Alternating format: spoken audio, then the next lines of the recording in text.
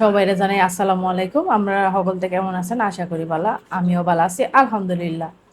আজকে আমি আপনাগুলো শেয়ার করাম ঢেঁড়সের ভর্তা বা ভেন্ডির ভর্তা, আপনারা যে নামে চিনেন। এটির এখন আমি ডইলা ডইলা পরিষ্কার করে লমু। অনেক সময় বালু ময়লা থাইকা যায়, কয়েকবার পানি পাল্টায় ফেলায় পরিষ্কার করে লমু। তারপরে দিমু 4-5টা কাঁচামরিচ।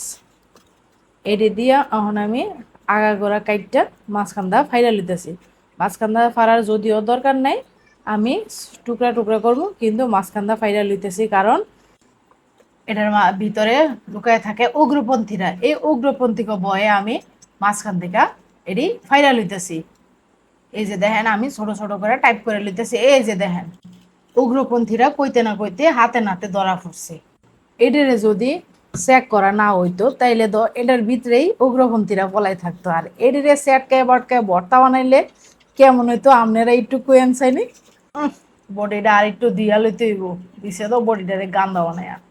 তারপরে এই যে কাটাকুটির কাম শেষ করে এখন আমি কাঁচামরিচ আর ঢেঁড়স এক লগে লইয়া একবারে সরাসরি চলে যাবো চুলাতে। এই যে আমি বিসমিল্লাহ করে চুলার মধ্যে ভেন্ডি আর কাঁচামরিচ দিয়ে দিলাম। এখন আমি দিয়ে দেবো সামান্য একটু নুন, পরিমাণ মতো আর কি দিয়া। তারপরে আমি দিয়ে দেবো সামান্য পরিমাণ পানি, যা যতটুকু সিদ্ধ হইতে লাগে আর কি। তারপরে দিয়ে দিলাম ঢাকা দিয়া।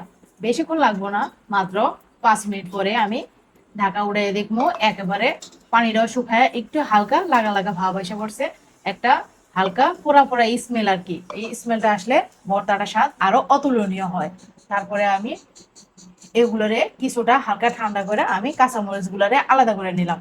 কাঁচামরিচ গুলা আলাদা কইরা আমি এগুলারে চটকাই নিব ভালো করে। মরিচটা মিহিন হয়ে আসলে তারপরে আমি এগুলার সাথে দিয়ে দিব কাঁচা পেঁয়াজ।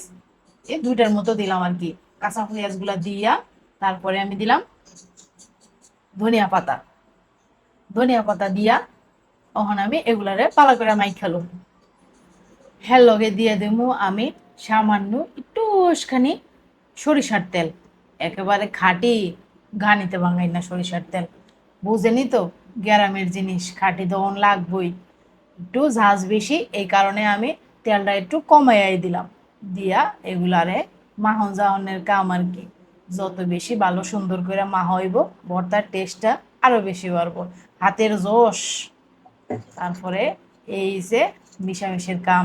আর আমার জিব্বায় পানি এসে পড়তেছে। আপনারও জিব্বায় পানি আইছে কিনা একটু কমেন্ট করে জানাইবেন। তারপরে এই ভর্তাটা যদি গরম ভাতের লগে যে কি যে পারফেক্ট ভাবে যাইব, এটা বুঝার অপেক্ষা রাখে না। একবারে শেষে আমি দিয়ে দিমু এক ফালি লেবু চিপা। দেখেন অবস্থাটা, হাত এমনখানি ফিসলে গেছে, লেবুই চিপতে পারতাছি না, বারবার পিছলাই পিছলাই পড়া যেতেছে। এই লেবুটা দিয়া ভালো করে মাখাইলাম। আর গ্রানটাও সুন্দর বেরিয়েছে লেবু দেওয়ার কারণে। এখন টেস্ট করে দেখতাছি আর সহ্য হইতাছে না, সেই স্বাদ খাইতে। এখন আমি চলে যাবো গরম ভাতের লেগে। এই যে বিসমিল্লা করে লয়ে লিছি গরম ভাত। এই গরম ভাত দিয়া এই ভর্তাটা যে অনেক মজা। আপনারা বাড়িতে ট্রাই করে খাইয়া দেখেন। যারা আমার চ্যানেলটারে সাবস্ক্রাইব করছেন তাদের জানাই অসংখ্য ধন্যবাদ। আর যারা এখনো করেন নাই তাদের অনুরোধ রইল আমার চ্যানেলটা সাবস্ক্রাইব করার জন্য। দিব নাকি এক লোকমা? বিসমিল্লাহ। মাশাল্লাহ, আল্লাহর দেওয়া নেয়ামত কত অসাধারণ, অনেক মজার। আমার এই ভিডিওটা যদি আপনার কাছে ভালো লাগে অবশ্যই অবশ্যই কমেন্ট করে জানাইবেন। আর আমার পাশে থাকবেন সবাই। আজ এ পর্যন্তই, আল্লাহ হাফেজ।